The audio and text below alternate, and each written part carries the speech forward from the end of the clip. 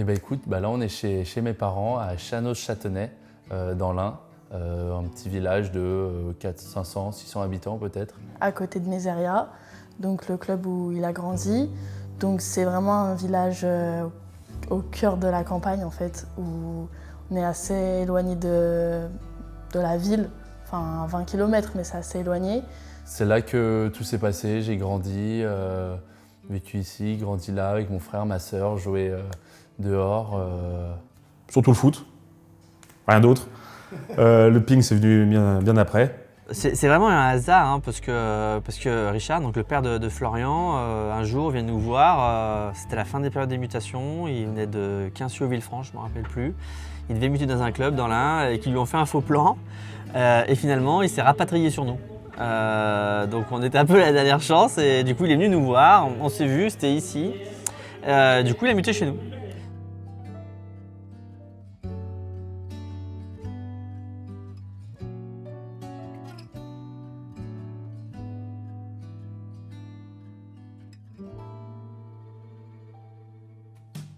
L'année d'après, Richard joue avec nous en championnat par équipe et il arrive dans la salle avec Troptio, donc ses enfants, et dont Florian, puisque donc Florian le raconte assez bien, sa maman travaillait le samedi.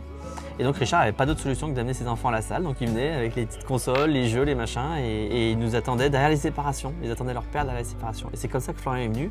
Je me rappelle, vraiment on passait tout le temps, tous les week-ends, juste pour aller voir mon père au début jouer. Donc, parce qu'on était trop petits pour rester tout seul à la maison. Et du coup, pas le choix. Hein. Pas le choix de le regarder. On le voyait qu'il aimait ça. Flo, ça a dû le piquer un peu plus que moi. Et très vite, en fait, Flo, déjà derrière les séparations, il se tenait derrière, il avait ses yeux qui dépassaient comme ça, et on voyait qu'il avait des yeux émerveillés quand il voyait son père jouer. Mon premier souvenir, je pense, c'est là, je suis derrière, je supporte, allez papa, avec moi, ma sœur qui est dans la poussette, mon frère qui court partout. Moi aussi qui courais partout, mais quand mon père jouait, j'avais l'intention de le voir.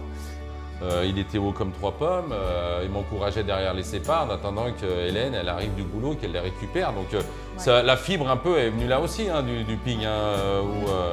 Il me regardait jouer, ils étaient tout petits. Hein, il nous emmenait, il nous embarquait avec lui, on faisait des fois même des avant-matchs, il se retrouvait avant, on allait avec lui.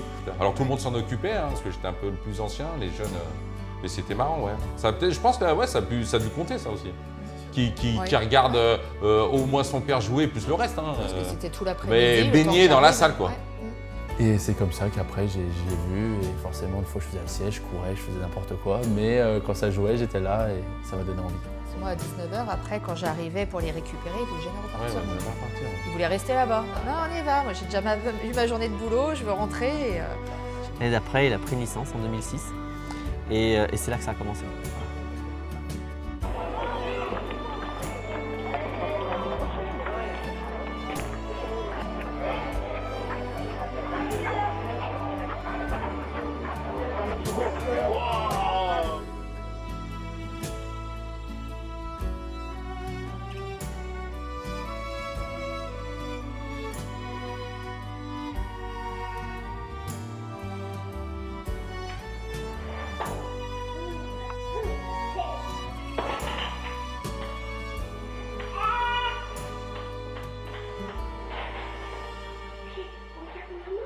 À l'époque, Flo, quand il est arrivé en 2006, c'était à peu près entre 40 et 50 licenciés. Hein. C'était vraiment un petit club. C'est un club que je commençais à restructurer avec mon équipe, puisque j'avais repris la présidence après avoir passé mon brevet d'État. Donc du coup, on a mis plein de projets en place parce que bon, voilà, moi, j'aime bien le développement et je voulais vraiment que le club se développe. Et j'étais un peu, on va dire un peu chauvin dans le sens où moi je voulais qu'un club de l'Ain brille. Et puis j'avais une petite revanche à prendre sur certaines choses lorsque j'entendais que oui, dans l'Ain, c'est des mecs de l'Ain, donc ça sera facile quoi. Voilà. C'était un petit club, mais déjà avec beaucoup de bénévoles passionnés. Moi je me rappelle de jeunes, je dirais, je sais pas, 18, 20 ans. Et du coup c'était quelque chose, il y avait une super dynamique dans le club et très convivial, les après-matchs, etc. Moi j'étais tout petit, je découvrais un peu ça. Et on a commencé le projet avec un vrai projet détection, puisque à l'époque, quand Florian est arrivé, on était pile poil dans le projet détection que Michel Gadal avait lancé. Et nous, on a adhéré au projet avec Annie Leroy, qui a toujours bossé avec moi. Et le club a suivi là-dedans. Donc sur 2 gros projets, le projet détection et le projet pilote, accès des jeunes en responsabilité, d'où je viens, à l'âge de 16 ans. Et c'est comme ça que ça a démarré l'histoire il y a un peu plus de 20 ans, quoi.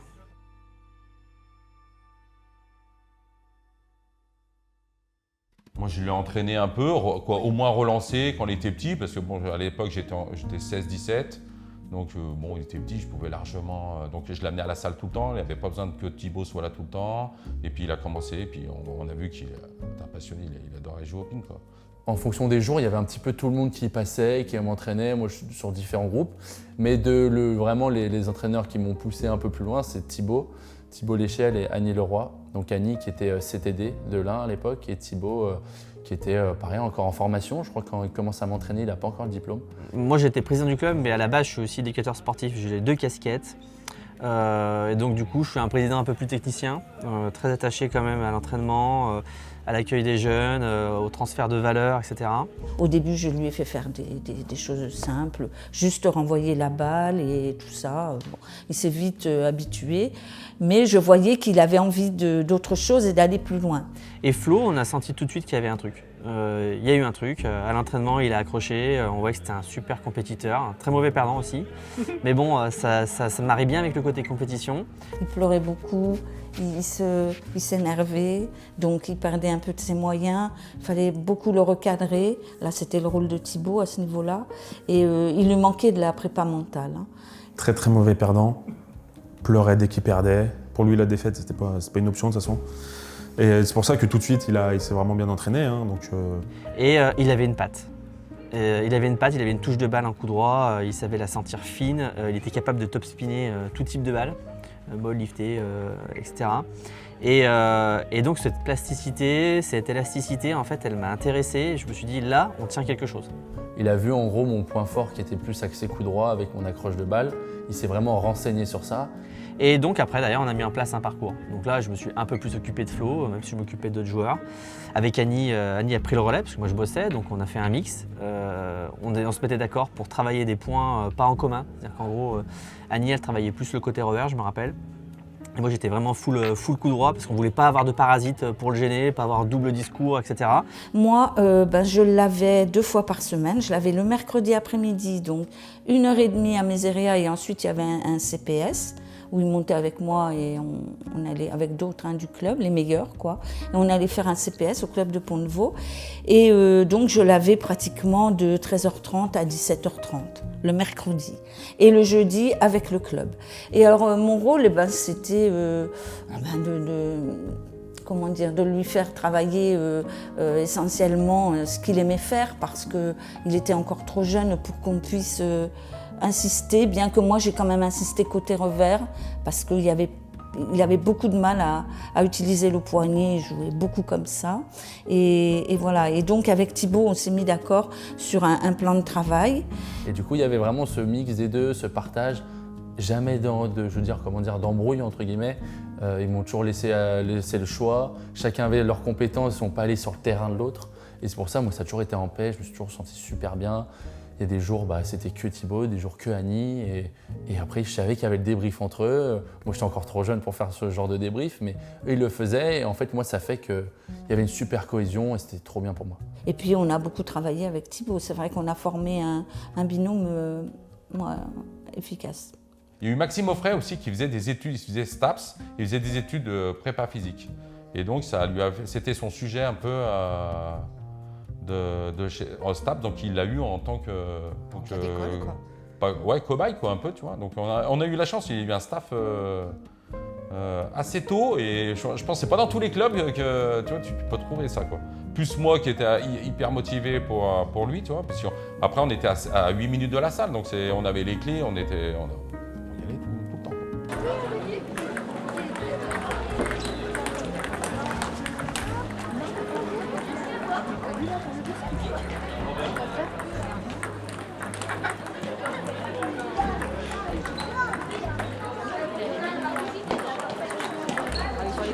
À 10 ans, je suis le meilleur joueur du club de mon âge.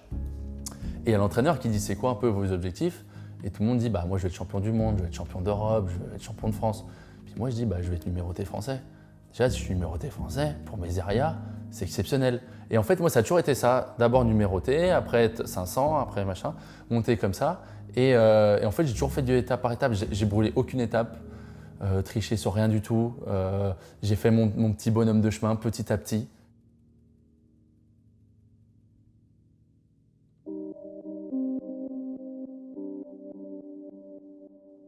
Je vais être 8, je crois, tête de série 8 au championnat de France Benjamin. Et en fait, je me retrouve à faire médaille. Je pense que c'est là, ça a été déclic. C'est pas arrivé, au club déjà, c'était jamais arrivé. Dans l'Ain, c'était pas arrivé depuis très longtemps. Donc ça, c'était vraiment le premier gros truc. Où après, j'ai eu un centre de petits sponsors, un revendeur qui m'a un peu aidé sur 2-3 plaques, 2-3 textiles, etc. Il a 11 ans, voilà quoi. Il est B2, ça ouvre les portes. Hein.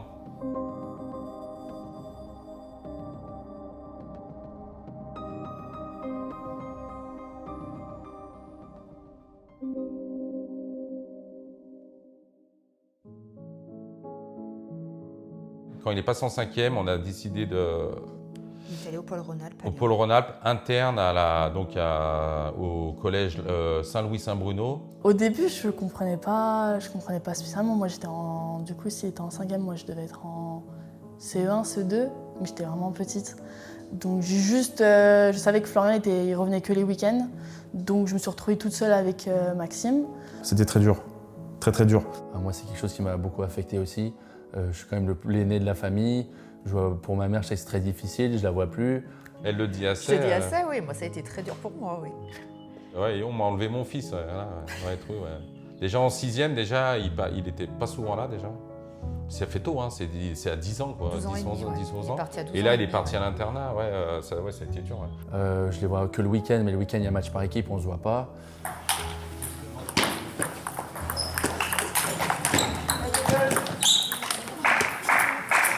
Ma mère qui bossait le samedi en plus, le dimanche après ou le soir, des fois, il fallait que je reparte. Le lundi, je l'emmenais à mon boulot.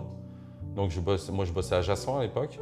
Et mon père le récupérait à Jassan et l'emmenait à la Croix-Rousse pour l'internat. Et moi, je le récupérais le vendredi parce que j'avais pas le temps. Autrement, je l'emmenais trop tôt le matin. Pour moi, le plus gros changement, c'était le changement social, où je passe du collège en campagne à Lyon, à la Croix-Rousse. On est dans un monde totalement différent. Donc là, déjà, d'un point de vue social, je l'ai mal vécu. C'était difficile. Et ensuite, d'être loin de ma famille, de rentrer que les week-ends. Week-end après week-end, je vois mon frère et ma soeur qui grandissent. Je les vois pas grandir. Comment dire, j'étais très réservé, j'arrivais plus trop à l'école, ça allait pas, les notes elles chutaient. Donc non, c'était très compliqué. Ça va que j'avais mon deuxième frère pour compenser, entre guillemets, même si l'un ne remplace pas l'autre forcément. Mais avoir le manque, oui, de grandir en sachant qu'on a un deuxième frère mais qu'on le voit rarement. Ou alors quand il est là, il est très pris, tout le monde veut le voir. Ou alors il est assez occupé, il ne rentre pas souvent. Donc ça a été un peu dur. Puis après, on comprend que c'est pour la réussite, qu'il n'y a pas forcément le choix. Donc on accepte.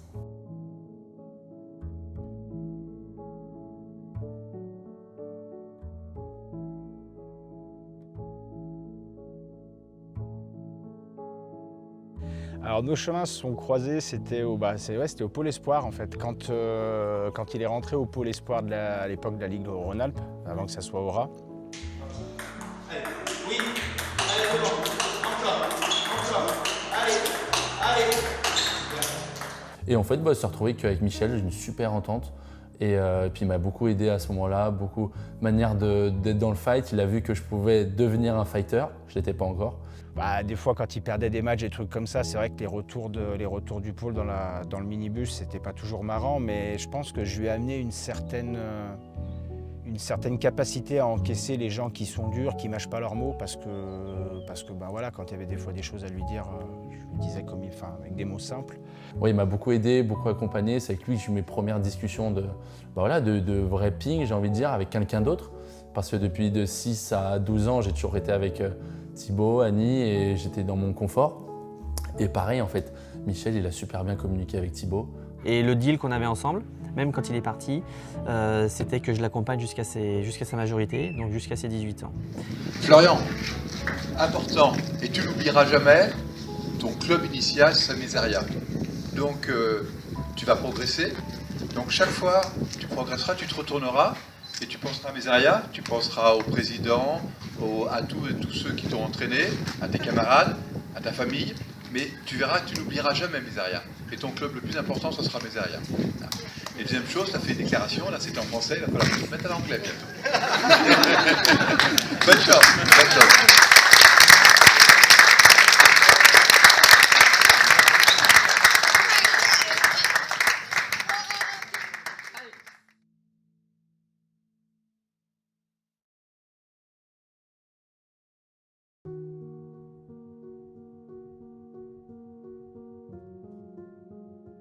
Alors, il y en a plein qui ont essayé de nous décourager, hein. Franchement, si on était resté là-dessus, je pense qu'on aurait vite arrêté. Il sent qu'il y a beaucoup de gens, quelques entraîneurs, on va dire, qui ne lui ont pas fait confiance. Et il a fallu quand même qu'il se batte contre ça. Le nombre de gens qui n'ont pas cru en moi, en fait. En fait, ce qui compte, c'est qu'en fait, tous les gens avec qui je me suis entouré, c'est que des gens qui ont cru en moi. Mais tous les gens autour, qui gravitaient autour ou qui essayaient de rentrer, et au final, au début, ça m'a impacté, après, ça m'a plus impacté. Si en fait, quand on se rend compte que le chemin est très long, hein, ça fait plus de 15 ans, en fait, il y a tellement de gens qui veulent te voir perdre, tellement de gens qui veulent te voir que tu ne réussisses pas. Alors que tu viens du même milieu qu'eux, tu as fait les mêmes entraînements qu'eux, mais pourquoi lui, il arrive, pourquoi toi, tu n'y arrives pas? Ça a été long à ce qu'il soit repéré. En fait, il était repéré parce qu'il avait quand même des résultats, mais il était grand déjà, et son profil, je vais le dire franchement, ne plaisait pas trop. On l'avait dit avec Thibaut, il manquait de vice un peu, entre guillemets. Hein. Il était trop gentil, voilà. Trop gentil à la table, trop gentil, je pense, en dehors. C'est quand même un monde de requins, quand même petit, hein. Surtout dès que t'es en national, en régional. Il était avec des joueurs de son âge qui étaient plus... Voilà. Corentin, par exemple, Mazo, était... Alors, je ne sais pas s'il était, oui, moins fort sur le papier, mais il était bien plus hargneux, il voulait gagner les matchs. Flo, il était plus... On lui a dit, tu manques de niaque à la table, ça se voit pas, tu es trop gentil, en fait. Il a ce côté où tu sens qu'il venait d'un petit village et quand il s'est retrouvé à Lyon, à la Pardieu, enfin bref, deux, trois... Voilà, un petit peu des fois naïf, mais pas naïf dans le mauvais sens du terme.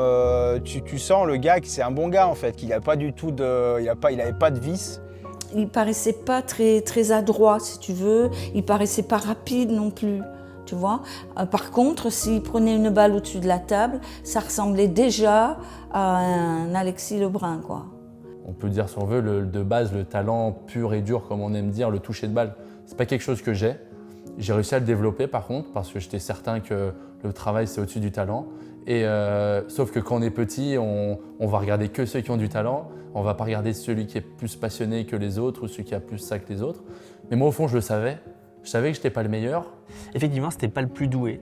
Par contre, je pense que c'est un des garçons, alors pas au début, mais après, dans ses années juniors, qui a le plus travaillé, qui a pris conscience qu'il fallait bosser pour y arriver. Donc c'est un besogneux. Et puis amoureux du ping-pong, ouais, vraiment, on sentait qu'il était content de venir, quoi. Il y a eu, je pense, une première étape en 2014 quand je fais le stage en Chine avec le Rhône-Alpes, avec la région Rhône-Alpes, où ils avaient organisé un stage en Chine, où là déjà je me rends compte de la vie extérieure. Je me rends compte qu'il y a la pauvreté, je me rends compte qu'il y a des gens qui s'entraînent plus que nous, il y a des gens plus forts, il y a tout mieux, mais il y a tout pire aussi. Donc déjà là, j'ai eu une première claque quand je me disais, déjà, je n'ai plus le droit de me plaindre. J'ai eu des gamins au pôle qui ont eu des résultats plus vite que lui, il y en a eu 2 notamment, mais ils aimaient gagner, ils n'aimaient pas le ping. Et Florian, moi j'étais convaincu que ça marcherait, parce qu'en fait, pas forcément par ses qualités, mais c'est un très très gros travailleur. C'est un gamin, quand tu lui parles, il comprend pas tout de suite du premier coup, mais par contre, il a un cerveau qui mémorise, et quand tu comprends que c'est un visuel et pas un auditif, tu t'y prends un petit peu différemment.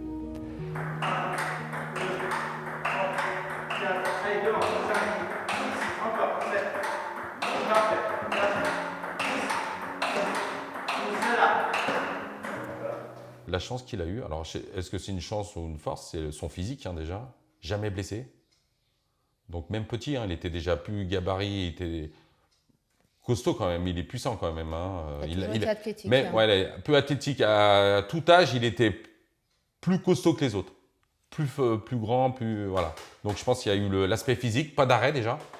Après, il y a eu un petit travail qui a été mis en place aussi avec Michel, avec beaucoup de discussions, aussi de prise de confiance en soi. J'avais très peu confiance en moi, très timide, très réservé. Oui, j'avais beau crier en match, etc. Mais dans la vie, je me faisais tout petit, j'aimais pas trop ça. En tout cas, il a toujours eu cet esprit de compétition et cet esprit de gagne. Moi, je me rappelle de séances d'entraînement où en montée descente, il pleurait à chaudes larmes parce qu'il perdait des juniors, il était benjamin. Moi, je me rappelle de matchs où il était en larmes parce que il était en train de lâcher le set, mais il continuait de remonter et finalement il gagnait le match. Moi, je me rappelle de coaching où globalement, je prenais des temps morts. Il y avait 9-5 et ça. Je dis mais Flo, on peut y arriver. On parle que de 4 points, etc. Donc en fait, en gros, on a toujours été poussé au max des limites. Non, on a toujours eu cette culture de la gagne. L'anecdote que je vais vous donner, c'est le match, il est J1 en championnat de France. Il joue contre Joey Seafried, tête de série. Il est mené 3-0, c'est un match en 4-7. Il est mené dans le 4e set, match quasiment bouclé. Je prends le temps mort, je dis Flo, à un moment donné, prends ta chance, quoi. Et là, il m'a fait une remontada de malade. Et à partir de ce jour-là, j'ai su que franchement, on pouvait mobiliser toutes ses capacités et toutes ses forces pour pouvoir gagner des matchs. Et il avait un truc en plus, quoi. Il y a un film qui s'appelle Le petit truc en plus. En fait, Flo, il a un petit truc en plus, quoi. Voilà. Il a vraiment un petit truc en plus. Après, je pense qu'il était bien encadré. Hein. Dans les tournois, dans les compètes, c'était interdit les frites.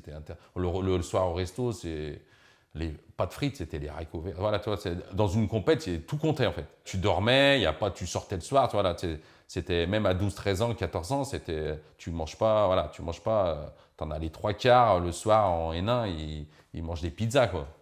Lui, c'était pas ça. C'était interdit, quoi. Et puis, il a appris ça. Et après, ça a été l'organisation, ça a été lui faire prendre conscience. Alors, quand je dis qu'il n'était pas fonctionnaire, mon père est fonctionnaire, donc j'ai rien contre les fonctionnaires, mais que le sport, en fait, quand tu t'entraînes pas, les autres, ils s'entraînent et ils passent devant. Donc, à un moment donné, faut être capable de s'entraîner même le week-end. Il n'y a pas de week-end, en fait, quand tu es sportif. Et quand j'ai commencé pareil à prendre confiance en moi, à m'ouvrir aussi aux autres, à m'ouvrir à l'extérieur, pareil, en fait, c'est aussi du étape par étape. C'est pas du jour au lendemain que j'ai réussi à être vraiment un tueur. Il y a eu des étapes de vie. Voilà, j'ai voulu arrêter le ping plusieurs fois, mais je me suis toujours relevé. Et ça, c'est ce qui m'a construit aujourd'hui. Et puis à un moment, je me suis dit tout simplement, tu vas au front et il y a un gagnant, il y a un perdant. Par contre, pour que le mec me gagne, il va falloir qu'il fasse le match de sa vie. Et à chaque fois, en fait, je vais dans cet état d'esprit-là. Et ce qui me fait que mener 2-0, 10-0, 2-0, 5-0, peu importe, va falloir que tu mettes ton dernier point, va falloir que tu me crucifies. Moi, j'ai vraiment, à un moment, j'ai développé ça et c'est ce qui fait ma force aujourd'hui. C'est que je suis jamais mort tant qu'il n'y a pas 11. Et c'est ce que Thibaut me disait tout le temps quand j'étais petit, parce qu'il voyait que j'aimais bien bagarrer, mais en même temps, je me plaignais beaucoup, je m'énervais, je pleurais. Il dit, mais tant qu'il n'y a pas 11, tant que tu n'as pas entouré ton nom sur la feuille, c'est pas fini. Et en fait, j'ai toujours été dans ça. Florian, c'est quelqu'un qui a énormément de persévérance. Et Flo, je pense qu'il a travaillé. C'est pas parce que, moi, quand j'étais plus petit, je gagnais pas les compétitions, je n'étais pas dans les meilleurs. Mais c'est pas parce qu'aujourd'hui, tu as les championnats Rhône-Alpes et tu perds en quart de finale et que c'est fini, quoi. Moi, j'ai fait des premiers tours, en championnat, j'étais minime 2, je perds en quart de finale, je crois, des championnats Rhône-Alpes, alors que je venais de faire des médailles aux France, etc. Je veux dire, il n'y a pas de règles. La résilience qu'il a, parce qu'il est quand même capable de travailler quand ça ne marche pas. C'est un gamin, quand il était au pôle, il était cadet 2, il est passé de 19 à 18. Et là, on se regarde avec les parents et on ne sait pas s'il continue. Et après, derrière, il finit numéroté. Donc, bon voilà, et lui, il avait quand même ce côté un peu revanchard. Il a toujours voulu raccrocher les meilleurs, il a toujours voulu courir après. Et le fait d'avoir toujours voulu courir après, ça a aussi créé ce travail et cette émulation. Peut-être que s'il avait été devant, il aurait peut-être moins travaillé. Et donc, du coup, ça l'a peut-être sauvé aussi. Et c'est ce qui explique aujourd'hui qu'il est là. Normalement, il a couru après sa qualification, il l'a eu et il a prouvé. En fait, il n'a pas une qualité de plus que les autres, mais il a quand même beaucoup de qualités. Quand tu mets côte à côte, ça peut faire quelque chose de bien, quoi. Après, il y a peut-être aussi un peu la chance. Hein. Il y a un peu de chance dans tout ça aussi. Hein. Les bons choix, alors la chance ou les bons choix dans les clubs. Un des premiers critères de choix de club, c'était qu'on puisse garder cette relation entraîneur-entraîné. Et la famille et Flo tenaient à ce que cette relation entraîneur-entraîné soit dans le deal. Et donc je continue de le suivre, même pour un autre club, sur les compètes. Et c'est comme ça qu'on a créé notre parcours, pour que Flo soit le moins perturbé possible et le mieux préparé aux compétitions, qui ne changent pas ses habitudes. Voilà. Et Arwan, c'était bien, il a fait pré-nat, il avait 14, il était cadet 2. Donc il avait 14 ans. La première phase, ils font pré-nat, ils montent. N3, et il monte en N2. La progression, elle a été énorme. Et après, il a joué en N1, quoi. À 15 ans, il joue en N1. Il n'y en a pas tant que ça qui joue en N1 à 15 ans.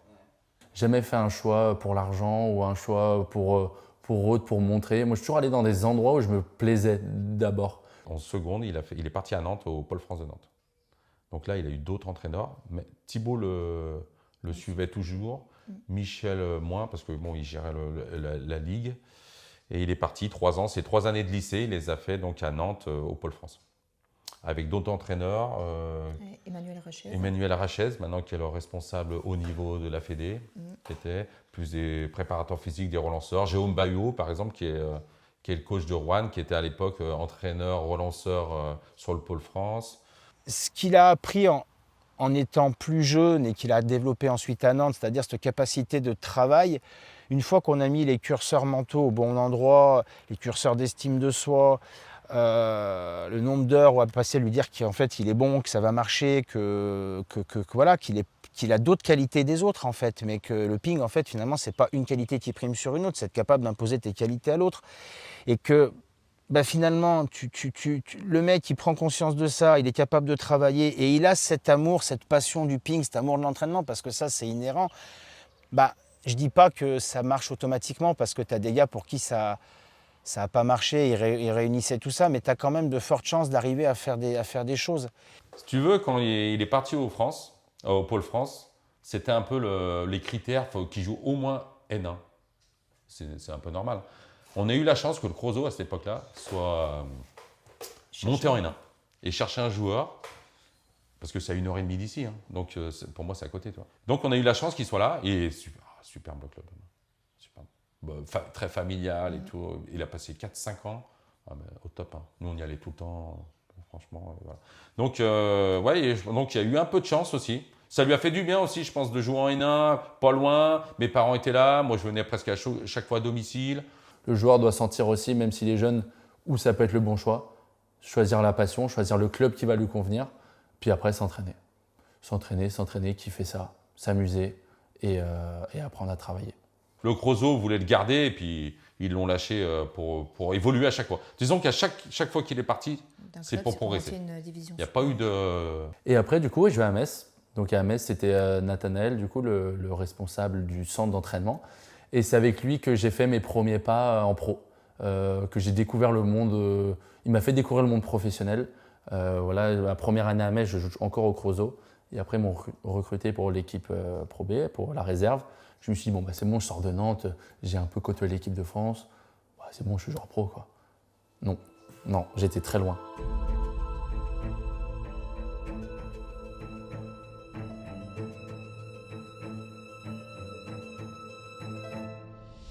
Au début, je jouais en équipe 2, après j'étais numéro 4, je suis monté. Et c'est vrai que là, on a commencé à avoir une conception du ping, commencé à dire mon identité de jeu, comment Flo doit jouer, comment il doit se professionnaliser. Et c'est là que Nat a eu un rôle hyper important pour moi parce qu'il avait déjà des compétences, ça faisait quelques années qu'il coachait la pro.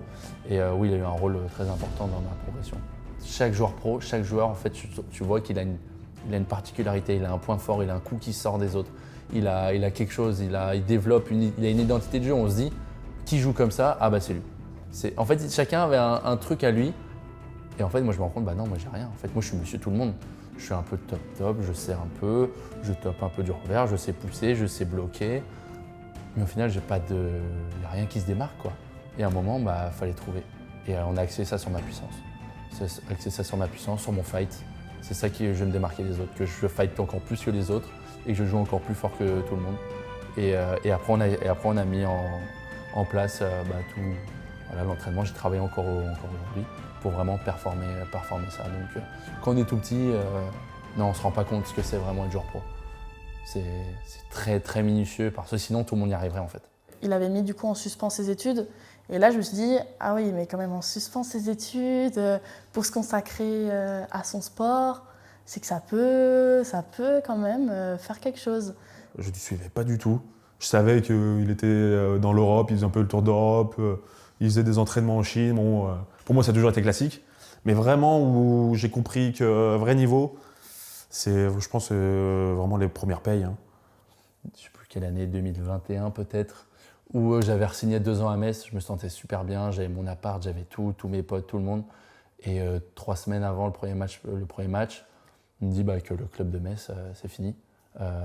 Ils sont obligés soit de couper les filles, soit de couper les garçons. Les filles qui venaient de faire demi-finale de Ligue des Champions, forcément, ils ont préféré couper les garçons. Je me retrouve sans club, sans rien. Là, je me rappelle, j'appelle mon père, je m'effondre dans ma chambre. Je suis dans mon appart, je m'effondre au sol, je suis par terre. Je ne m'en remets pas. Je me dis, mais qu'est-ce que je vais faire de ma vie? Je consacre tout au ping. J'ai arrêté les études pour faire que du ping. Et là, encore une fois, on met des bâtons dans les roues. Encore une fois, on ne veut pas que j'arrive. Tennis de table, ça ne rapporte pas tellement. Donc, tu ne peux pas vraiment mettre de côté quoi que ce soit. Donc, ouais, ça a été très, très dur. Ça fait beaucoup. Mais au final, vu que tout petit, on m'a toujours mis des petits bâtons dans les roues. Toujours, on n'a jamais vraiment cru en moi.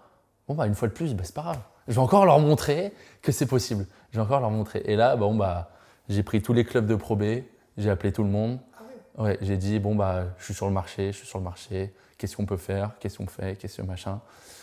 Ok, c'est bon, le club réglé. Je vais à Lille. Et après, le centre d'entraînement. En fait, après, j'ai essayé de m'entraîner quelques jours à Metz. Sauf que de rester dans la salle à Metz, avec ce qui s'était passé, je me sentais pas bien. Et pareil, j'appelle Stéphane. Je lui dis, j'aimerais peut-être venir essayer de m'entraîner à Montpellier, voir ce que ça peut donner et tout. Ah, mais bien sûr, viens. Fais, si tu veux, 1 semaine, 2 semaines, 3 semaines, tu vois comment ça se passe et tout. Puis si t'aimes bien, après, tu viens à temps plein, etc. Bras ouverts, s'il faut. Il y avait une solution de logement et tout, mais j'avais dormi chez ST, justement. Qu'est-ce qu'on fait? Et là, direct, je suis tombé amoureux de Montpellier, de l'ambiance aussi dégagée. Et pareil, j'ai mis 3-4 mois, je pense, à me remettre de tout ça quand même si je me sentais bien à Montpellier. Ça a mis du temps. Et après, une fois que tout était calé, c'était parti. 2 mois après, je bats Alexis Lebrun.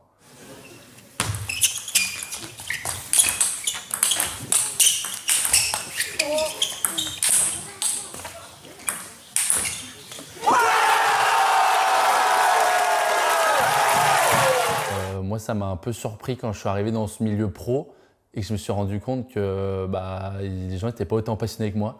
Je me suis dit, tout le monde est pro, tout le monde est surpassionné de ping, mais en fait, pas que. Quand j'ai rencontré les frères Lebrun, là, j'ai fait « Ah, ils sont comme moi ».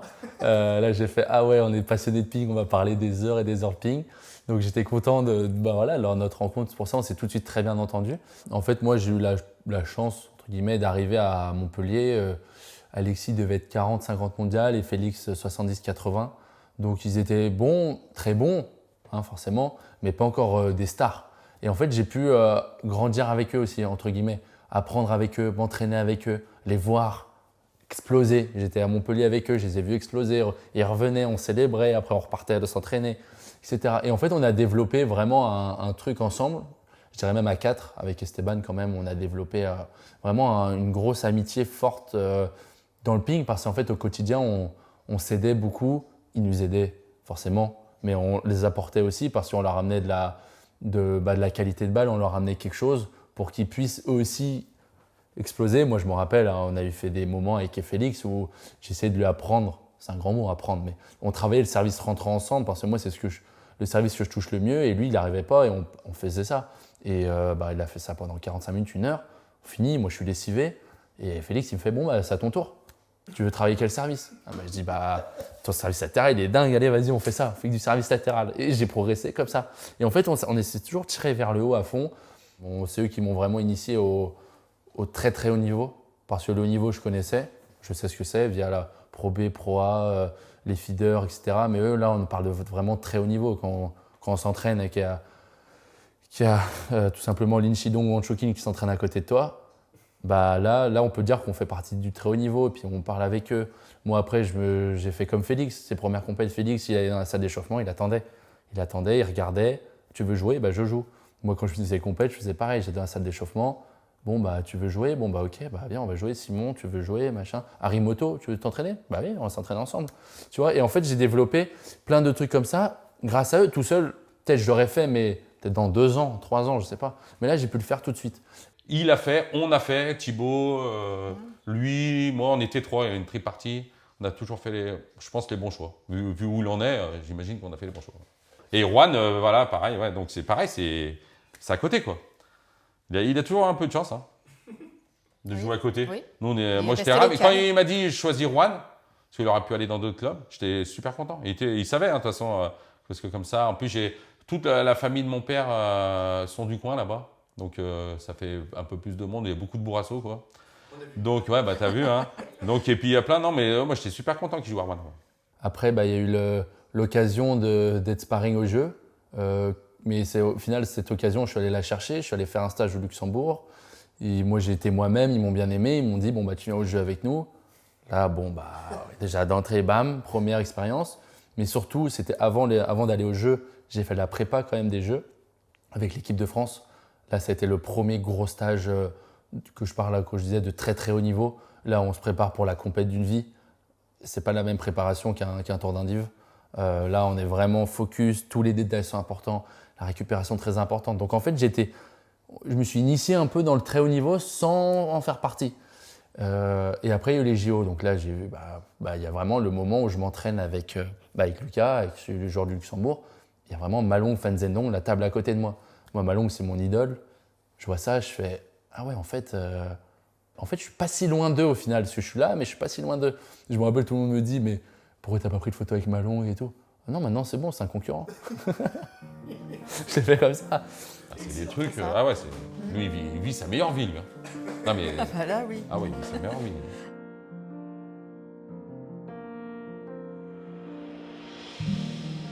Bon, bien, je vais te montrer la salle des trophées. C'était une chambre avant, et puis c'est passé un peu toutes les coupes, toutes les médailles. Donc voilà.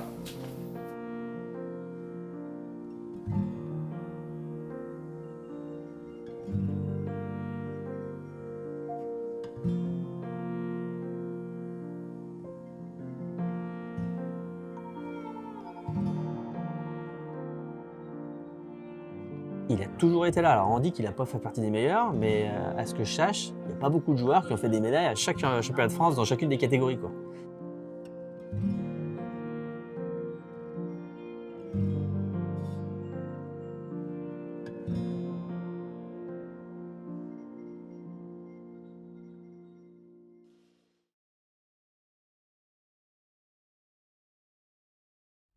Le début, c'est qu'on était tous les deux à Montpellier ensemble.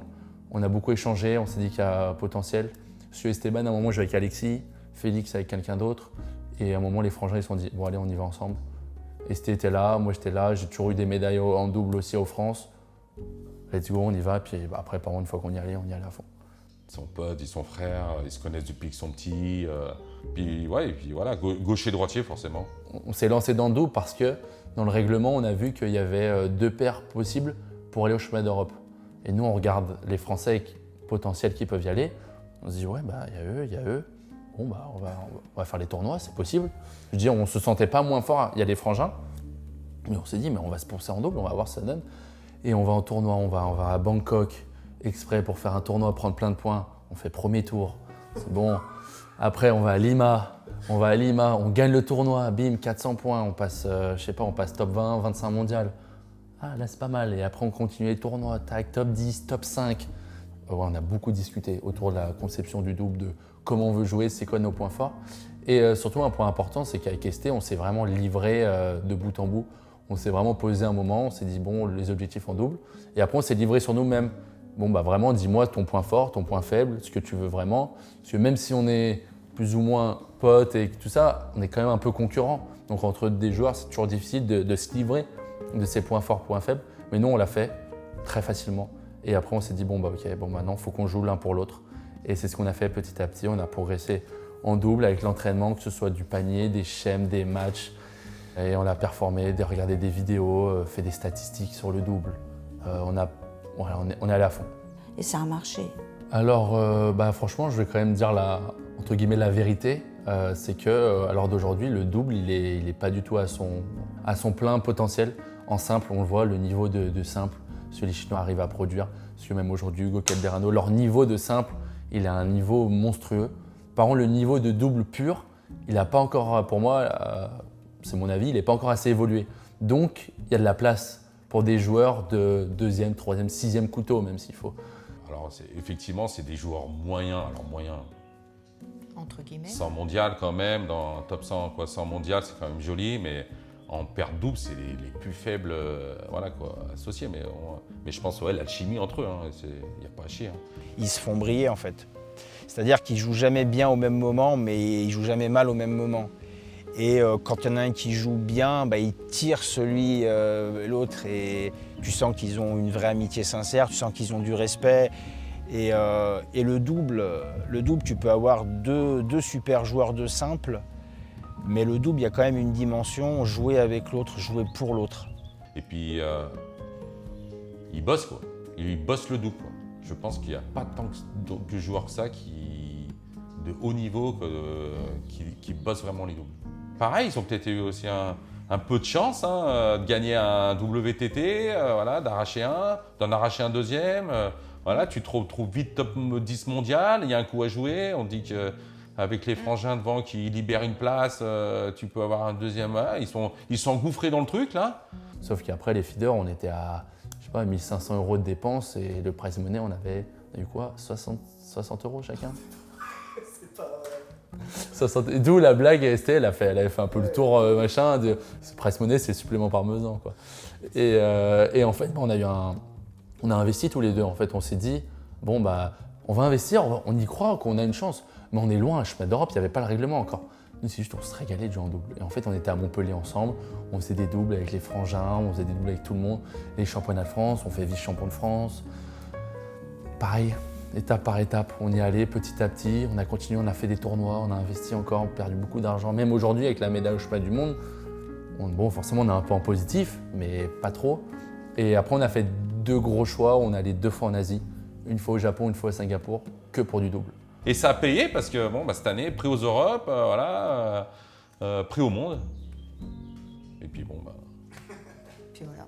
la médaille quoi, un truc de fou. Quoi. Mais il y a un an en arrière, jamais. Déjà, être sélectionné en équipe de France, c'était en senior, alors qu'il a jamais été sélectionné. Si, pour l'Open de Metz, je crois, l'Open de France à Metz, il a été pris en équipe 3 junior France, et ils font médaille. Hein. Ils Avec ont été Esteban. meilleurs. Avec Esteban déjà.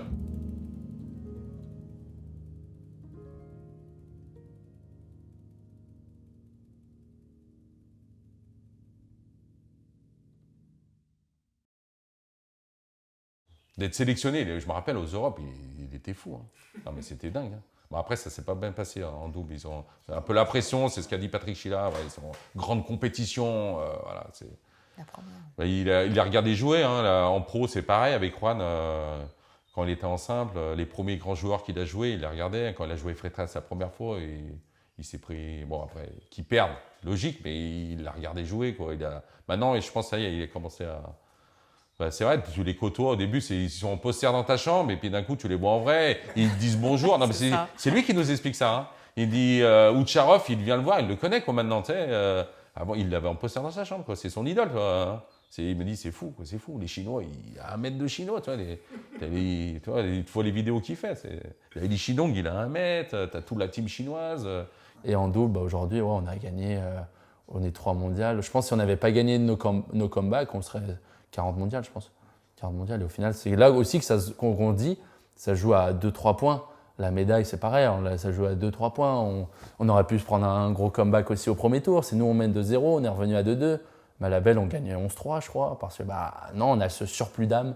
En plus, les deux, ils ont une gagne incroyable. Donc, alors, les remontadas, je pense que c'est un peu leur marque de fabrique. Et en plus, maintenant, ils se mettent à faire des célébrations. Et donc, ils intéressent les gens parce qu'ils ont quelque chose de différent. Ils ont un peu de magie et ils aiment ça, en fait. Ils aiment faire du spectacle, mais du sport-spectacle. C'est-à-dire qu'en gros, ils restent malgré tout très sportifs dans l'homme. C'est ce qu'il faut. Je pense qu'il n'a jamais été comme ça, par contre. Hein.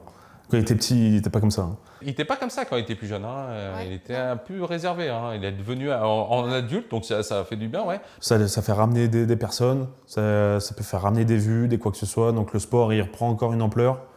Donc je pense que c'est très très bien ce qui ramène au ping français. À ce niveau célébration, comme avec Esteban, ils font tout le temps des célébrations. Donc c'est devenu un peu un gimmick. Parce que même Arwan, c'est un showman. Hein. Il fait un peu lever le public. Après, parce qu'il est locaux, mais je pense qu'il y a aussi l'histoire des remontadas un peu qui peuvent faire retourner un match. Hein. Et écoute, ça plaît, ça lui plaît. Oui, et puis ça l'encourage en même temps. Ouais, il est content. Il prend le micro facilement aussi maintenant. Arwan, c'est lui qui il y a beaucoup de gens qui viennent le voir lui. Ça, ce mec, quand il joue, je sais pas, mais tu te sens avec lui. Il t'embarque, il a quand même une aura. Enfin, faut lui reconnaître quand même ce truc-là. Il dégage de la passion, du feu, du truc. Moi, ça me fait super rire. Et en même temps, j'adore parce que ça marche. À chaque fois qu'il essaye de faire de l'ambiance, ça marche. Et les célébrations, franchement, surtout celles-là, elles étaient super touchantes à Doha. Ouais. Même quand il a été aux finals, les célébrations sont super touchantes.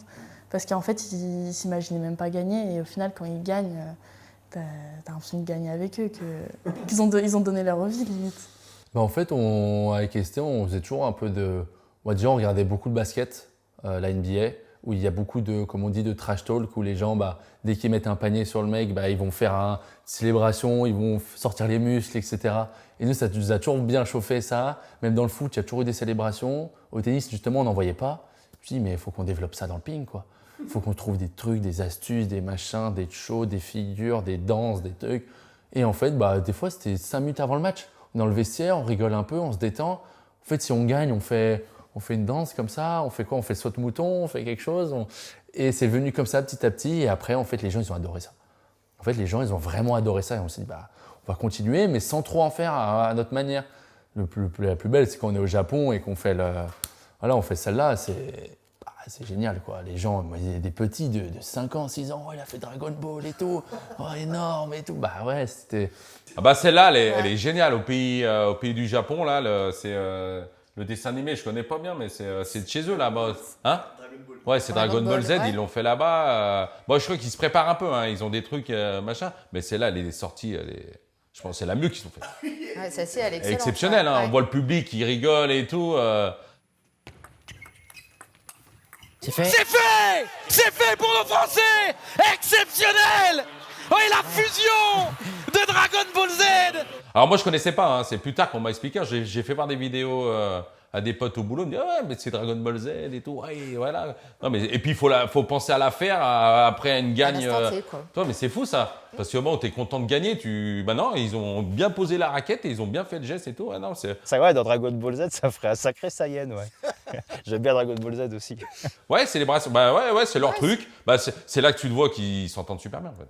C'est un peu la tendance du moment, les Lebrun sautent sur la table, Bourrasso d'or, ils font des célébrations toujours un petit peu différentes, donc peut-être que le public il attend ça, c'est bien, ça fait parler les médias.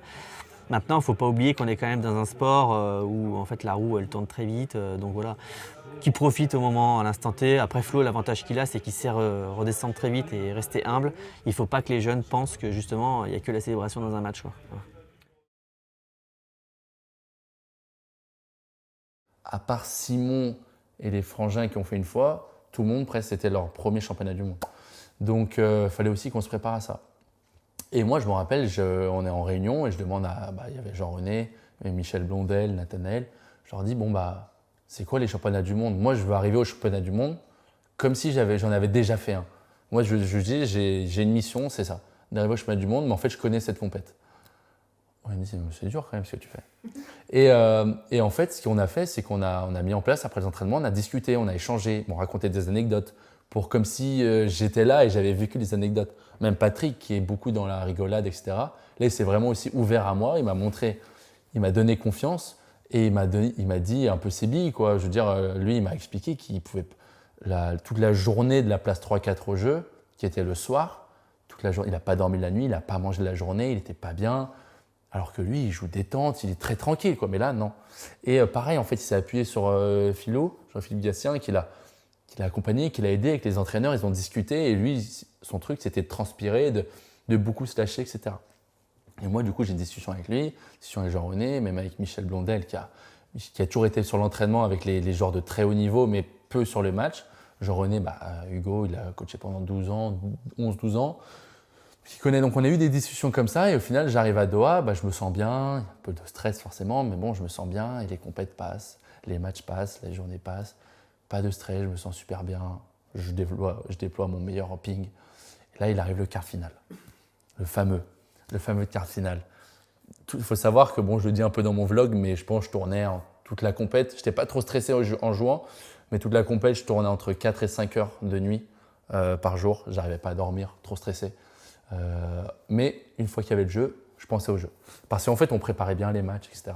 Et qu'est-ce qui se passe? C'est qu'il se passe que ça y est, c'est le match de ta vie et il faut être bon, quoi. Et en fait, moi, j'arrive, c'est bon, je suis chaud patate pour l'heure pile. Pour l'heure pile, ça y est, je suis chaud. J'ai fait exprès de faire un échauffement crescendo pour arriver. Ça y est, là, j'arrache tout. Et en fait, on joue que dans 1 heure. Bon, et puis là, je continue à m'entraîner, j'essaye. Mais là, je commence à rater des balles faciles, à faire n'importe quoi et tout.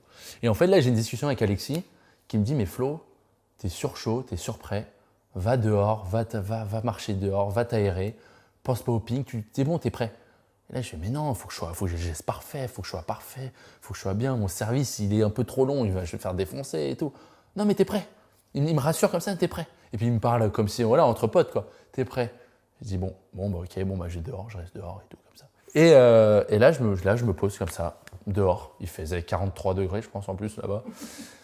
Et là, je me dis, bon, on y est. Le plus important de ta vie, c'est maintenant. Et en fait, je me remets à stresser encore plus.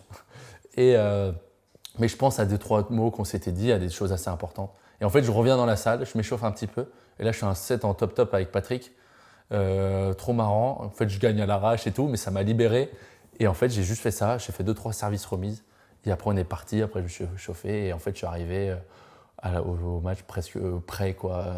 J'étais prêt trop tôt, mais il fallait gérer ça. Et après, on a fait le match. Moi, la principale idée pour que je me détende, c'était d'entendre l'impact balle-raquette, que ça fasse beaucoup de bruit, que je cours dans l'aire de jeu et que je crie fort. Moi, c'était ça. Sauf qu'en fait, on n'avait pas calculé qu'il y avait Sonic Chat qui jouait à côté, avec 5-6 000 personnes qui criaient à tous les points. Donc, quand je tape dans la balle, je n'entends pas. Quand je crie, je ne m'entends pas crier. Je cours, mais je ne me sens pas si bien. Et en fait, il se passe un moment où je suis perdu, je ne joue pas très bien. Et en fait, plus le match passe, plus j'arrive à sentir ça, des sensations de dingue et tout. Et donc, moi, je passais un peu à côté pendant un 7,5. Et on arrive à la belle, le set le plus important de ta vie. Et là, je joue mon meilleur ping. Je joue mon meilleur ping, ST aussi. On gagne, je crois, 11-6 ou 11-7. Trop bien, après, on exulte et tout. Mais je veux dire, je suis l'homme le plus heureux, c'est que j'ai anticipé ça. J'ai anticipé que j'allais avoir du mal, j'allais stresser, j'allais me perdre. Et en fait, j'ai préparé ça. Au championnat d'Europe, en 8e, pendant 5-7, je suis stressé, j'arrive pas à me libérer. Là, c'était un 7,5. Donc, archi content de ça. Et voilà, même on a beau être des sportifs de haut niveau, des joueurs pros, on stresse. Ça, c'est que l'expérience. C'est quand tu vis tout une première fois, en fait. Faut le gérer le mieux possible la première fois. Et après, tu gères tout le temps mieux. Et en fait, ils m'ont apporté ça parce que je l'ai vécu de moi, mais aussi ils m'ont apporté ce qu'eux, ils avaient vécu d'avant. Et ça avec Esté, on était tous les deux ensemble, ça nous a beaucoup fait progresser. Et je parle encore de ce petit 2%, 3% qui fait qu'aussi la médaille, elle est là. D'avoir côtoyé le très haut niveau, d'avoir moi pu jouer des mecs comme Harimoto, ça fait la diff à un moment.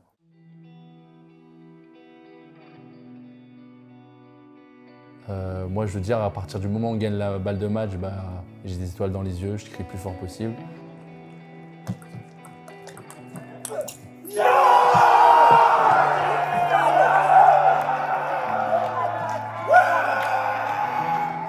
Et ma vie pongistique défile d'un coup.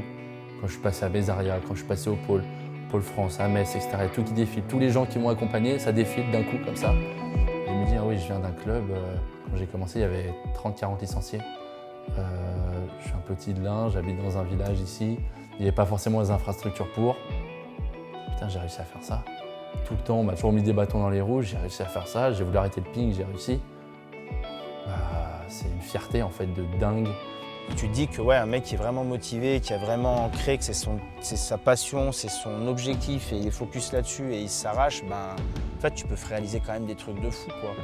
Il a toujours été un petit peu à côté des autres, il a eu beaucoup de mal à se faire un nom et là c'est formidable, quoi, pour lui. Franchement, c'est impressionnant de se dire qu'il a réussi à avoir une médaille de bronze alors qu'il y a encore 2 ans, 3 ans, ils étaient inconnus. J'ai pleuré par rapport à lui en fait, parce que c'est tellement dur. Tu as tous les gens de façade qui viennent te féliciter, mais déjà ne serait-ce que quand il était au pôle, tu vois, le nombre de fois où il n'y a pas si... Les gens voient ce qu'il n'y a pas.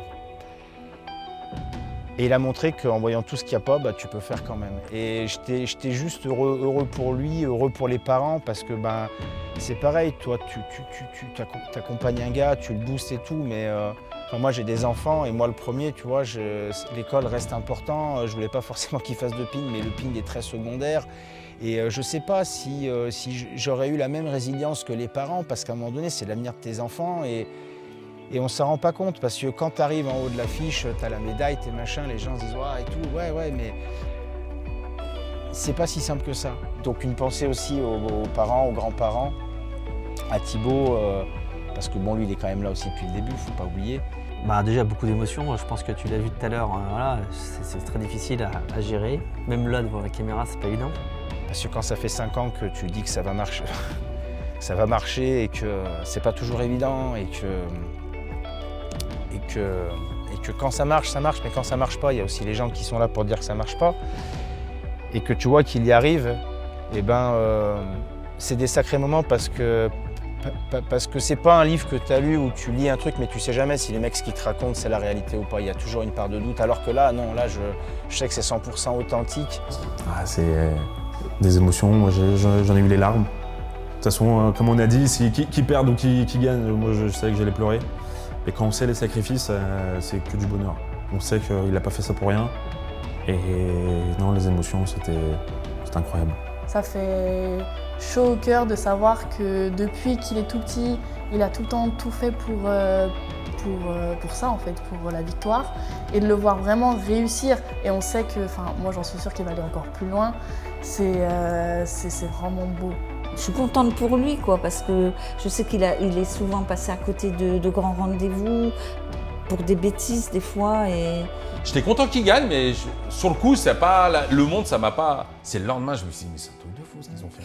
Ouais, ça, c'est plus après, même une semaine après, toi. J'avais plus d'émotions, moi, une semaine après que le jour même, tu vois. Moi, j'ai du mal un peu à... C'est l'après-coup. Ouais, l'après-coup, ça a été fou. On réalise bien, c'est avec les articles aussi, puis non, mais les médias, tout ça. Puis tu vois, depuis 97, il n'y a pas une médaille.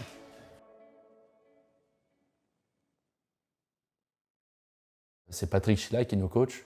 Lui, il était avant les Frangins, c'était le dernier à avoir la médaille au jeu avec Philou. Lui, il n'a pas eu de médaille au championnat du monde. On parle de Patrick Chila, pas de médaille au championnat du monde. Mais après, je ne vais pas cracher sur leur carrière, mais Simon Gauzy, Adrien Matenet, etc. Toutes ces générations qui m'ont fait rêver, eux non plus, ils n'ont pas eu de médaille. Et je me dis, Florian Bourrasso, Esteban d'or, médaille au championnat du monde. Gatien et Eloi, ils en ont eu quoi? 2. Gatien en a eu 2, Eloi, il en a une. Chila, il n'en a pas eu. Ah oui, donc je suis dans ce cercle-là, ça y est quoi. 27 ans, pas de médaille. Bourrasso, vient de Mézeria.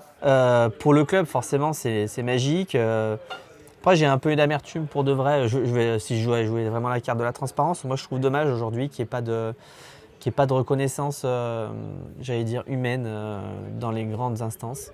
Je ne parle pas de la Ligue, dans les grandes instances, parce que voilà, quand on rapporte une médaille au championnat du monde qui n'était pas arrivé depuis presque 27 ans, moi je trouve dommage qu'on n'ait pas juste reçu un mot. Je ne parle pas d'argent, je parle vraiment d'un mot pour dire franchement c'est cool ce que vous avez fait parce que grâce à vous, et je parle de Mézeria mais je parle aussi du Creusot, je parle de Loire-Nord, je parle de Metz qui l'ont accueilli, grâce à vous, de la Fédé, on a eu une médaille. Et c'est dommage parce que ça, faut pas l'oublier quoi. Il me semble que Gatien vient d'un petit club, Florian vient d'un petit club. N'oublions pas les petits clubs formateurs parce que c'est l'ADN de la Fédération française. C'est pas sa médaille qui m'a touché, mais c'est qu'il a toujours des petites pensées. En fait, c'est la gratitude qu'il a pour moi. Moi, je sais qu'il m'a appris beaucoup de choses. Après, c'est le rôle d'un frère aussi. Et il m'a aussi appris beaucoup la gratitude. Tu vois, je lui ai jamais rien demandé et je vois l'interview en 8e de finale. Enfin, c'est des trucs, tu vois, c'est pas de l'argent, mais en fait, c'est des souvenirs. Et la gratitude, c'est tellement rare aujourd'hui. Tu vois, dans les qualités qu'on pourrait dire au début, c'est quelqu'un qui a énormément de gratitude. Donc moi, j'ai ressenti beaucoup de gratitude sur ces moments-là. Mais à la médaille, il l'a fait, quoi. On se rend compte de tout, par tout ce que je suis passé, les stages en Chine, où l'entraîneur chinois, il me pensait que j'étais en paralympique, l'entraîneur chinois, parce que je ne savais pas courir.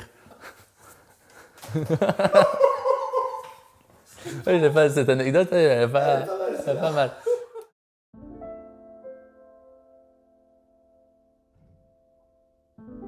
Là, il fait médaille, il se blesse. Bon, il se blesse, moi j'ai lu des trucs, ouais, célébration. Bon, il se met à genoux, quoi. Pas de chance, voilà. On va pas revenir sur la blessure, mais bon, c'est pas non plus. Il a pas fait un 360 où il s'est en une cheville. Bon, il y a eu ce truc-là, et ça reste un très bon résultat, mais voilà, moi j'aurais quand même demandé à avoir la demi, quoi. On sait que le sport, de toute façon, les blessures, ça arrive. Donc on peut pas lui en vouloir. Donc c'est dommage. Ça rend peut-être la médaille un peu...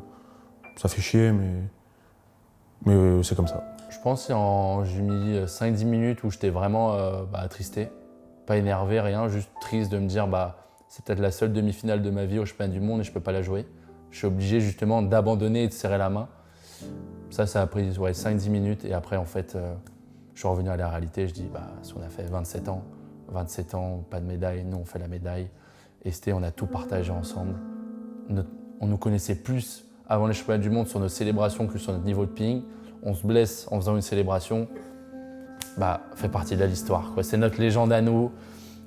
Rien au monde, j'en voudrais. Je veux dire, il a tout essayé, il a fait tous les soins possibles. Il pouvait plus marcher. On va pas forcer le truc. On restera vaincu au championnat du monde. Moi, je retiens cette histoire. Chacun a sa version de l'histoire. Nous, c'est notre légende. On a fait forfait en célébrant. Voilà, ça restera.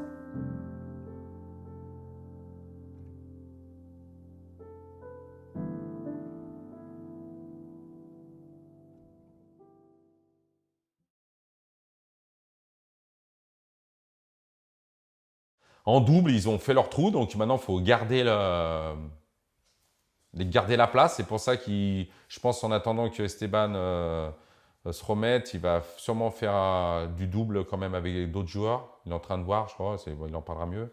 Mais pour essayer de garder un peu ses points doubles, en fait, parce que tu peux garder tes points doubles individuels, voilà. Donc voilà, mais bon, je pense qu'ils ne peuvent pas perdre des points tant que ça, hein, ça va vite, parce que là, c'est tellement récent, leurs points, ils sont récents, quoi. Je pense qu'il a la tête sur les épaules. Et avec l'expérience qu'il a pu prendre au championnat du monde, de toute façon, son parcours, il fait que d'évoluer en bien. Donc en plus, il a la chance de pouvoir s'entraîner avec les Lebrun. Donc je pense que je me fais pas de soucis. Pour moi, il fera forcément mieux. J'ai tout mon espoir sur lui. C'est mon frère, forcément. D'un point de vue de sœur, avec la persévérance qu'il a depuis toujours, aussi proche du but, il a déjà décroché une médaille de bronze, forcément qu'il va décrocher une autre médaille, j'en suis sûre. Moi, je suis convaincu qu'il n'a pas encore fini et quand il a gagné sa médaille, moi, ce que je lui ai dit, c'est pas l'aboutissement de quelque chose, en fait, c'est le début d'un autre. Mon rêve ultime, ça serait qu'il soit qualifié pour les JO, évidemment. Hein. Ça serait mon rêve ultime. Oui, je pense qu'il vise Los Angeles, ça serait bien. Avec le double, si c'est possible. Je pense que c'est ça qui... Quand tu as goûté, de toute façon, tu as fait au monde, tu fais médaille. Moi, je suis curieux de voir les critères de qualification à Los Angeles pour les doubles, parce qu'inévitablement, ils seront encore là dans 3 ans. Nous, on a une carte à jouer, on est 3 mondiales. Il y a les JO, il y a les doubles en JO. Certes, il y a les frangins, mais nous, on va essayer de jouer la carte à fond. Je veux dire, on a réussi à faire une médaille, personne n'y croyait. Bon, pourquoi pas faire les jeux? De toute façon, c'est pas une ou deux personnes qui va y croire que ça va nous empêcher d'essayer au moins de le faire. Puis au pire, s'il rate, c'est pas grave. Sa médaille, on ne le relèvera pas. Pour l'instant, il dit qu'il n'est pas à son prime. Il pense que 27, 28 ans. Pour atteindre son prime, il a besoin de se transcender. Pour se transcender, tu vois, je lui disais, quand tu es dans l'aire de jeu, il faut que tu sois plus grand, en fait. En plus, il est grand, il est costaud. Tu peux pas être comme ça, parce que c'est pas toi, en fait. Toi, tu es grand et tu places. C'est pour ça que des fois, tu le vois, il fait des tours et tout comme ça. C'est pour rester en mouvement, pour occuper l'espace. Moi, je me projette encore assez loin. Moi, je suis persuadé que mon meilleur niveau, j'atteindrai vers les 29 ans, 30 ans, en espérant forcément qu'il n'y ait pas de soucis. Mais voilà, je sais que je suis un joueur à maturité tardive et mon meilleur niveau, je l'aurai plus tard. Il y a tellement de choses que moi, je vois qu'au quotidien, il peut encore améliorer, que moi, je suis convaincu qu'il va rentrer dans le top 50. Ça, je suis sûr et certain. Après, je peux me tromper, mais je pense. Bon, en fait, en proie, Flo a eu une saison d'apprentissage l'année dernière. Il n'a pas gagné beaucoup de matchs en début d'année, mais on voit très clairement que sa préparation en double, aux Europes, aux championnats du monde, elle a porté ses fruits et le double lui a apporté beaucoup de choses en simple. Et d'ailleurs, on l'a vu aussi dans ses performances fin d'année parce qu'il jouait beaucoup plus libéré. Moi, j'espère jusqu'en Pro et j'en suis sûr qu'il va y arriver quand on voit les bons résultats qu'il a enchaînés en fin de saison, que ça va devenir un pilier important de son équipe ou d'une autre équipe dans l'avenir. Après, ça fait partie des choses qu'on ne sait pas. Toujours briller avec Rouen, je me sens super bien là-bas, c'est chez moi. Il y a ma famille qui vient tout le temps, je me sens super bien là-bas. Essayer de continuer à jouer en Pro et sur le long terme, jouer le haut de tableau. Et après, il y a cet objectif en simple. Forcément, essayer d'atteindre cette équipe de France en simple. Déjà, premièrement, aller chercher le top 100 mondial. C'est vraiment le premier objectif. Et après, essayer d'aller le plus haut possible. Je ne sais pas, je n'ai pas envie de me dire un chiffre et m'arrêter à ce chiffre, mais aller le plus haut possible. Ça ne sera pas le plus doué de sa génération. Je ne pense pas qu'il soit un jour champion du monde en simple. Mais par contre, je pense que ça peut être un Wawrinka, c'est-à-dire un mec solide dans le top 50, top 30, qui va gagner de temps en temps quelques tournois. Puis qui est constant, qui est là, quoi. Après, nous, en tant que parents, on est plus, on le taquine un peu aussi pour l'après-ping. Donc, on dit 25 ans, à 20 ans, c'est jeune. Les années passent vite. Il a déjà 25. Il a qu'un bac. Il a pas de, il sait pas trop. Il veut peut-être rester sûrement dans le ping ou au moins dans le sport. J'espère qu'il préparera au mieux cette reconversion et on y travaille actuellement et je pense que je vais l'aider là-dessus pour le préparer pour la suite. Un jour au restaurant, on était je ne sais plus où, et il s'amusait avec sa bouteille vide de coca, il met le doigt dedans, et le doigt reste coincé. Et là, il se met, il dit à Thibaut, on était tous les trois, Thibaut, mon doigt. Et Thibaut éclate de rire, il dit, débrouille-toi. Et là, mon Florian, il pleure, le pauvre. Il se met en panique totale, il a failli s'étouffer une fois dans un resto. Enfin, moi, il m'a fait tous les coups, quoi. On prépare les Euro mini-champs, une semaine avant, il s'entrave, il se prend les pieds dans le tapis, il se retourne donc du doigt de pied, quoi. Donc on peut pas se préparer. Il m'a fait tout plein de coups, quoi. J'arrive à l'entraînement. Il y avait déjà Thibaut et Flo, alors là il était Benjamin 2 ou 1, première année. Et je dis à Thibaut, Flo est pris au championnat de France. Alors on appelle Florian, puis on lui dit, t'es qualifié au championnat de France. Et là, c'est pas vrai. Et la fontaine, il se met à pleurer. Le stage en Chine, ça reste un sacré souvenir parce qu'il y a eu des hauts, il y a eu des bas, il y a eu une anecdote quand il est dans sa chambre et il s'entraînait pas bien, puis là je lui expliquais que j'avais envie de le passer par la fenêtre, mais véridique. Donc, mais ça reste un moment, aujourd'hui on en rigole, parce que voilà, c'était ce qu'il fallait dire à ce moment-là, c'était peut-être pas très académique. On fait des tours de piste, et en fait il va voir, l'entraîneur chinois, il va voir Michel. Il lui dit mais c'est pas quoi lui, il est paralympique. Et après, Michel, il vient me dire ça, il me dit « T'as vu, l'entraîneur, il pense que t'es paralympique, oh, le poney que t'es », il me dit un truc comme ça, je sais plus ce qu'il me dit et tout. Et là, ça m'a dit non, je peux pas accepter ça. Ouais, c'est peut-être ça le déclic, c'est peut-être ça.